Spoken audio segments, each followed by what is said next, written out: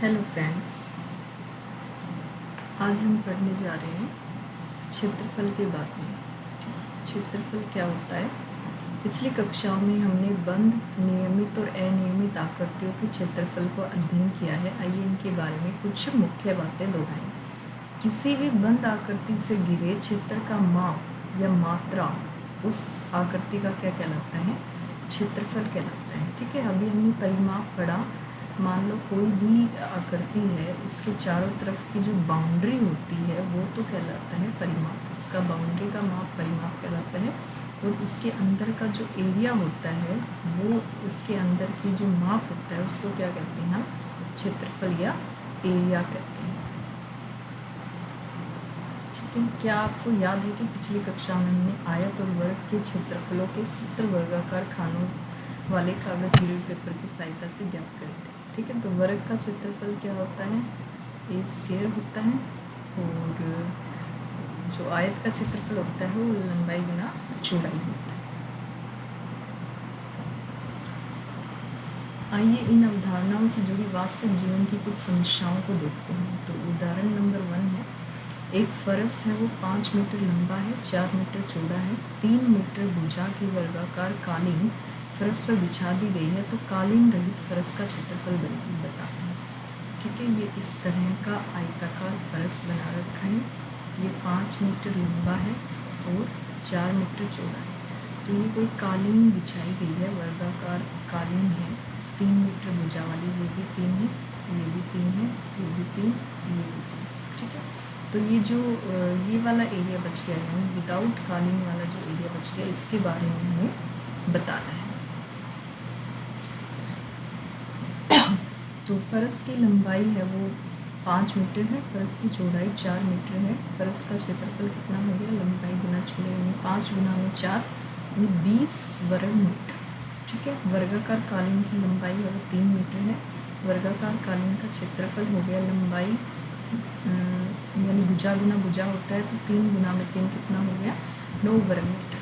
अतः कालीन बिछे हुए फरस का क्षेत्रफल कितना हो गया? 9 वर्ग मीटर। इसलिए फर्श के उस भाग का क्षेत्रफल जिस पर कालीन नहीं बिछा है वो कितना हो गया? फर्श के क्षेत्र में से कालीन के बिछे हुए फर्श का क्षेत्रफल घटा देंगे, यानी 20 में से 9 घटाने के बाद कितना बचा? 11 वर्ग मीटर। नेक्स्ट उदाहरण है, 12 मीटर लंबे 10 मीटर चौड़े भूखंड के चारों कोनों पर 4 मीटर भुजा की 4 फूलों की वर्गाकार क्यारियाँ बनी हुई हैं। क्यारियों को छोड़कर शेष भूखंड का क्षेत्रफल बताएं। ठीक है, ये मान लो कोई भी आयताकार भूखंड हो गया।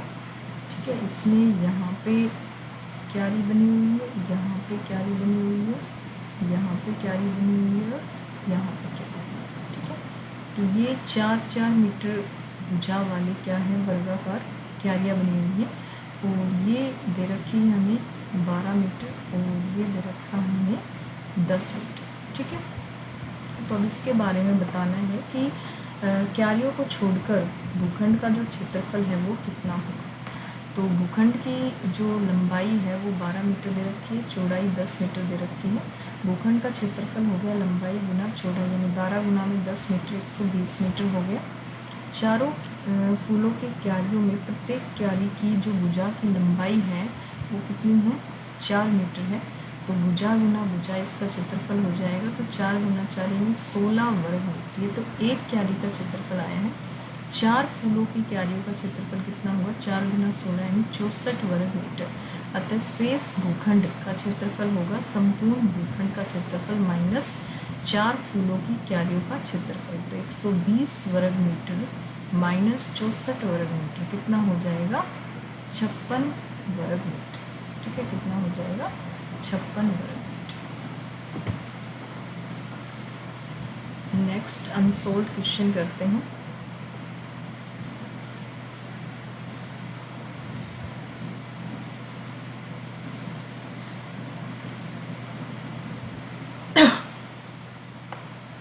अनसोल्व क्वेश्चन में पहला क्वेश्चन है, 25 मीटर लंबे आयताकार बाग का जो क्षेत्रफल है वो 300 वर्ग मीटर है। इस बाग की चौड़ाई क्या होगी?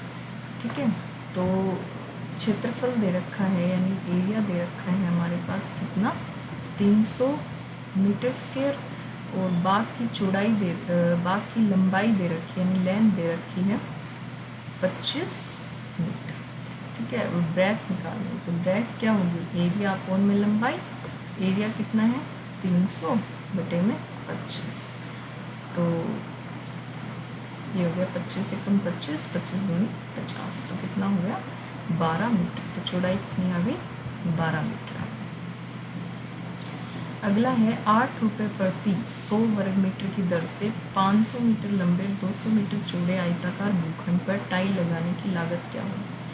ठीक है, तो आयताकार 500 मीटर लंबा भूखंड है। ठीक है, तो इसका क्षेत्रफल निकाल लेंगे। क्षेत्रफल होता है लंबाई गुना चौड़ाई, तो क्षेत्रफल हो गया 500 गुना में 200, ये हो जाएगा 5 दूनी 10 और 4 जीरो पीछे, तो इतना मीटर स्क्वायर हमारा क्या आ गया क्षेत्रफल आ गया।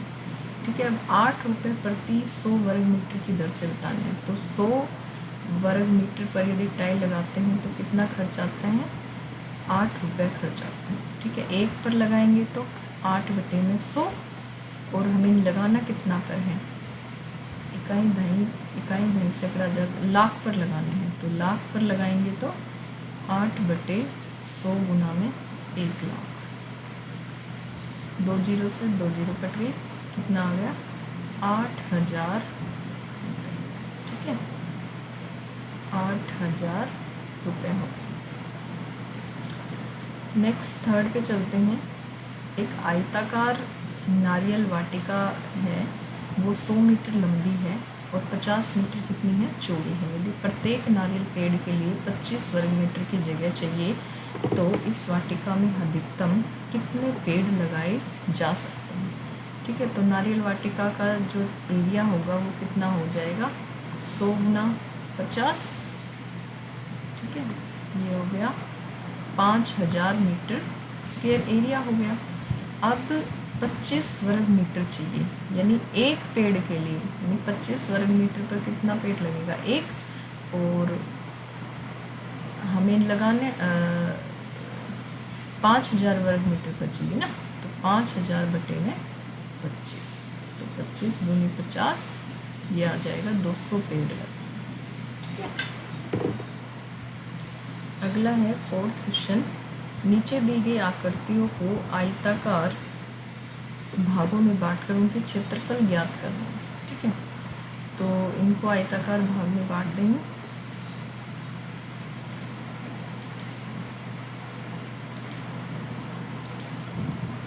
तो यहाँ पे आयताकार भाग में बांट दिया, इसको यहाँ पे मिलाया। ठीक है, इसको यहाँ पे मिला दिया, ये आयत बन गई यहाँ पे। ठीक है, तो ये पूरा कितनी हो गई, ये एक पार्ट लेते हैं, इसको 2 पार्ट ले लेते हैं, ये 3 पार्ट हो गए, ये चौथा पार्ट हो गया, तो 4 पार्ट में हमने बांट दिया। जब हम पहले पार्ट के एरिया की बात करते हैं तो ये एक आयत है। ठीक है, ये 2 ये यहाँ पे कितना आ गया, लंबाई जो है यानी ये पूरी है वो 3 है। पहले यहाँ से शुरू करते हैं, चौथे पार्ट से शुरू करते हैं, तो इसकी 3 है, इसकी भी 3 है, तो ये तो एक वर्ग बन गया, 3 तिया 9 मीटर स्क्वायर। ठीक है, इसकी यदि हम बात करते हैं तो लंबाई है वो 2 है, और चौड़ाई जो है, क्योंकि ये पूरा कितना है हमारा 2, और ये पूरा 2, और ये हो जाएगा 1, क्योंकि ये पूरा कितना है 3 है। ठीक है, तो ये हो जाएगा 3 एकम 3 मीटर स्क्वायर। ठीक है, ये किसका हो गया तीसरे वाले का। ठीक है, अब दूसरे वाले की बात करते हैं। दूसरे की हम बात करेंगे 3 है, ये भी मेरा कितना हो गया 3 हो गया, तो 3 तिया कितना हो गया 9 मीटर स्क्वायर। ठीक है, अरे ये तो 2 था ना, 2 एकम 2, तो 2 हो। ठीक है, 3 तिया 9 हो गया, और ये हो गया 2। ठीक है, अब ये हमारी है, ये वाली है 2, और ये पूरी है 4। ठीक है, तो पहले का जो एरिया हो गया वो हो गया 4 दूनी 8 मीटर स्क्वायर। ठीक है, तो टोटल जो एरिया की बात करते हैं हम, वो हो जाएगा 9 + 2 + 9 + 8। टोटल एरिया हो जाएगा 9 2 11 और 9 20 और 28 मीटर स्क्वायर। टोटल एरिया हो गया। अब हम अगले डायग्राम की बात करते हैं।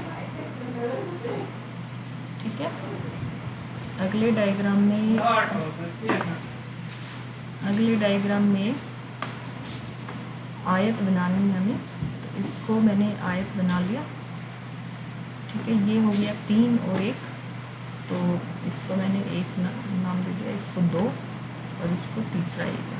तो पहला जो एरिया है उसमें यदि आयत का फॉर्मूला होता है लंबाई गुना चौड़ाई, तो ये 3 मीटर स्क्वायर हो गया।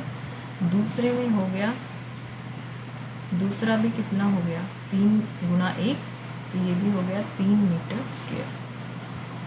तीसरे की भी चौड़ाई 3 है और लंबाई कितनी, चौड़ाई 1 है और लंबाई 3 है, तो ये भी हो गया 3 मीटर स्क्वायर। तो जब हम टोटल एरिया की बात करते हैं तो टोटल एरिया हमारा हो गया 3 + 3 + 3 कितना हो गया 9 मीटर।